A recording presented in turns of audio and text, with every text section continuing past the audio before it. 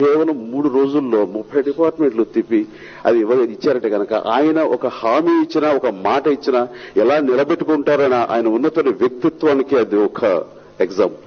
ఈ రోజున వ్యక్తులుగా మాకు మాట ఇచ్చారు, నిలబెట్టుకున్నారు. అది ఒక పక్కన పెడితే ప్రజలకిచ్చే మాట మీద కూడా ఆయన అట్లా నిలబెట్టుకున్నారు. అది మనం చూస్తున్నాం. అది అసాధ్యం అన్నటువంటి పవర్, ఫ్రీ పవర్ ఆయన సుసాధ్యం చేసి ఇప్పించారు. ఖజానాకి ఎంత భారమైనా సరే 2 రూపాయల కిలో బియ్యం వాళ్ళకి ఇవ్వాలి అనుకున్నారు.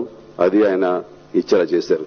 అలాగే మానవీయ కోణం నుంచి ఆలోచిస్తే కనుక వితంతువులకి, వికలాంగులకి, మిగతా ఒక బాల వితంతువులకి, వృద్ధులకి, వీళ్ళందరూ కూడాను 1వ తారీఖున టెన్షన్ గా ఆ పెన్షన్ వచ్చేలాగా చేయగలిగారంటే కనుక ఆయన ఒక గొప్ప ఇది. అంటే ఒక అభివృద్ధి అని గాని ఒక సంక్షేమం, ఈ 2 సమతుల్యం చేసేందుకు గాను ఏ కార్యక్రమం